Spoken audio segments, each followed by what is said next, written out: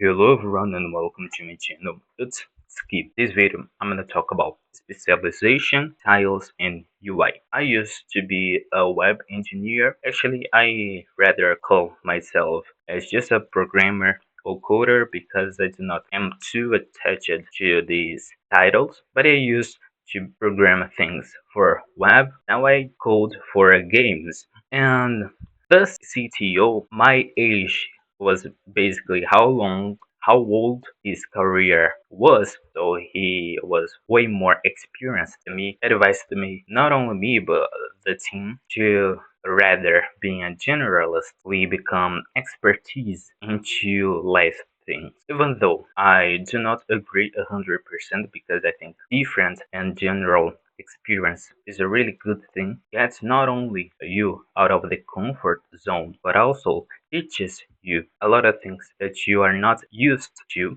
So actually open your mind and your vision into trying new things. I agree with him that we should pursue being very good into sound. For example, in game art, more like in pixel art as well. Well, we have a lot of different reasons or goals to make pieces. So for example, we have the splash art that is basically that most beautiful art usually is used for commercial purpose such as front image or marketing and etc. There is as well scenario. There is also perspective. So we have the side view, 3/4, top down, isometric. We also have the topics. So scenario, character, objects, UI, VFX, and so on. And all these things can be combined, lead to specialization. If you do a lot of things within this range, you're gonna be very good with a lot of creative ideas, insights in order to improve these things. But as I said, I think general experience, new experience, like trying to do new things, actually open your mind and maybe makes you to learn even more how to polish something. For example, maybe by doing pixel art in different perspective, you learn that that is a detail that usually could be seen perspective that you pick it to be your specialization and actually you just ignored. For example, I'm not saying that you should pick this already. You have to have this in mind that if you do a lot of things in a lot of context, in a lot of perspective, in a lot of things, there is a chance that you won't have knowledge too deep in order to make your best thing. But also, if you're just focused in one thing, in one perspective, and always make art about the same thing, you will be limited. So we need to feel in order to set our boundaries, to set what is our ideal, what is our sweet spot. I think I can be very generalist, but I pick to be generalist knowing that I wouldn't make very breathtaking splash arts, for example. I know this risk, but I am more comfortable into exploring more and more things in more and more perspective and not caring how bad or good they might look in the end. I'm comfortable with. Maybe actually you want to be a very good pixel artist that make really good cars or transport, trains as well, spaceships, whatever you want. And in order to be very good at this, probably you will need to sacrifice any other topics such as you won't make any food that often in the same frequency that you make score, for example. Now let's talk about tiles. So what is tiles? Tiles is building blocks of scenarios. You could be a specialist in it, and if you are not, you will usually not having the peak of quality in this thing, but anyone can make tiles. And since tiles are building blocks, they actually are present in every single perspective. So each perspective has its details that should be transmitted into the tiles that I may lack this expertise. What is the ideal size of tiles? Know that 16 by 16 is a really default size if your pixel art is in higher definition. So I will dare to say that if your character, your main character, is like at least 128, probably a 16 by 16 tile would feel a little bit displaced. So I'd say that ideally, if you have your main character, the tile size could be one fourth of their height if my character is 128 by 128. A 32 by 32 tile is a comfortable number. I think 16 by 16 or either 8 by 8 tile would be very small, so they would feel a little bit not being from the same universe. And I think this rule of one fourth is a good point. Now let's go for the tiles. The tiles, the center of these parts ideally needs to be repeatable, like loopable. And in pixel art, you are able to check how pleasing is this repetition by using the tiled mode X or either Y axis, but you can make this manually by having twice of the space and actually copy and paste if your tiles repeat with no problem. Now let's go with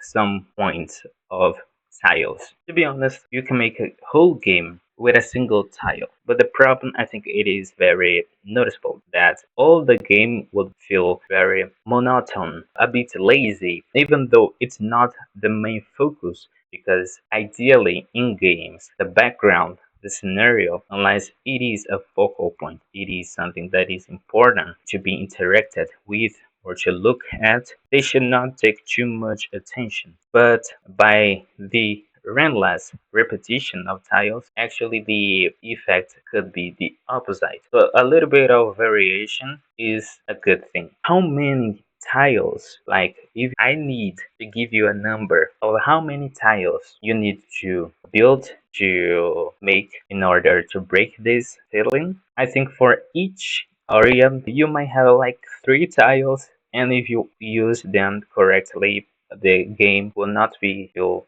that lazy, but people go crazy as well in this thing. So you might actually have a side view. You may have like 60 different tiles of the same thing, of the same area, right? And make a whole complex and complete thing. For top down, I think it is 70. So you are really capable of making all these very complex words scenarios with only tiles. As I said, this the most important tile is something that is the middle tiles, like center and middle tiles, because they repeat. In order to make your repetition feels good, your tiles actually should have part of the clusters in one side and finish this cluster in the other side. In this case, like starting in the previous tile and complete in the next one. Tiles, as I said, should not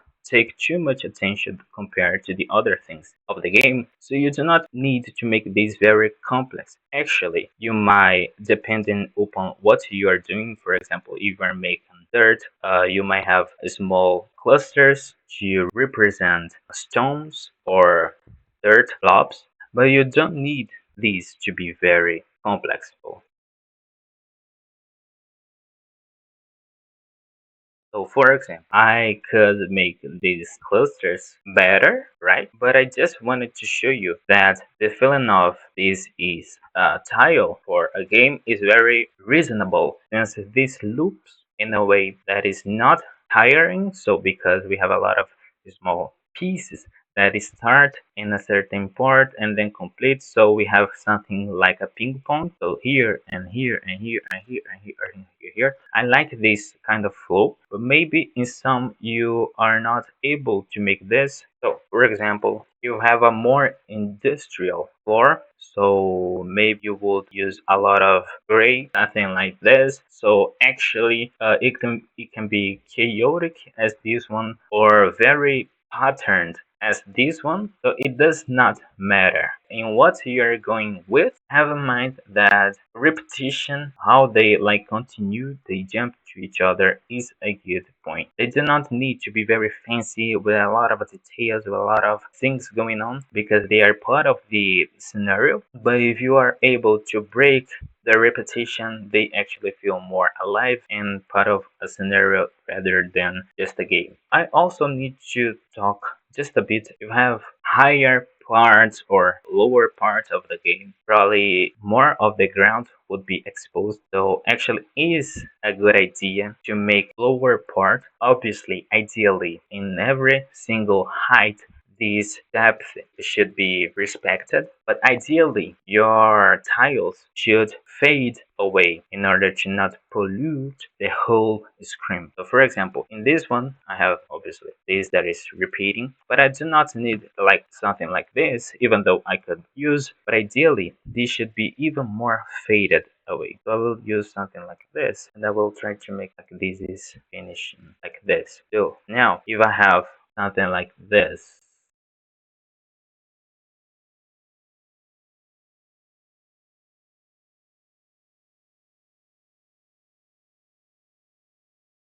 so, for example, if I have this scenario where this part obviously is higher than this, the fade away of that part should be kept in order to the feeling of the depth is not caused by what is beneath, but rather is abstraction of this getting dark and darker. So you may preserve this or may not. It's totally up to you. I think this makes more sense than this, but actually you might want to keep everything the same height of depth. So actually only this part should be that dark or something like this. But this is the idea, right? So this is the general idea.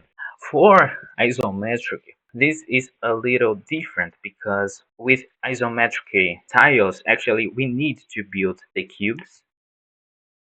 I think I already showed this in the previous video. So actually your tiles would be the cubes in other forms, alright? Because you might have ramps, you may have cylindrical forms. It's not only this, alright? So even though this is just one cube repeated over and over and over, this already gives the feeling of a tile. In an isometric context, there is a video of Adam C. Yonis. I think that is how to make isometric maps or something like this. He just is just crazy. Like it is just something really amazing, to be honest. I felt like really mesmerized in how easy he presented this idea of isometric tiles. I would recommend to watch that video. And just to close, we have also UI and icons. Icons usually follow the same light pattern. So if I'm making an apple, if I'm making a sword, if I'm making anything, the light should be consistent. The color palette as well. So I'm not saying that you need to use the same color in every single subject, but I'm saying that if you have a color palette, actually it is better than just trying to make everything randomly. They need to have the same canvas size. I think that is obvious. If you are making 16 by 16, 32 by 32, 48 by 48 icons, ideally all of them should be in this canvas size. They could be thematic. So for example, there is a guy in Twitter and I think Blue Sky as well called Running Blood. I think he is amazing. He makes a lot of crazy pixel art icons pack. This the Running Blood usually posts I think 9 items 3 by 3. I'm pretty sure it's something like this. And every single one of them is like thematic. So the color palette usually is something similar, same from each icon. They follow a theme. So if it is a bloody or a witchy or a skeleton and so on. So you can actually choose anything you want, or the height, the outlines, the perspective, the colors, and so on. So it's just up to you how you are gonna make these icons. If you are lost, I recommend you to start with emojis. So you can go, for example, in the food section of emojis and try to make icons for each one of them. And if you are not sure how to make it, what styles you should go with, I would recommend a 16 by 16 canvas with the light coming from upper left front and using a white outline because this gives a very cartoonish feeling, so it will make sense for UI. So thanks for watching and see you in the next video. Bye.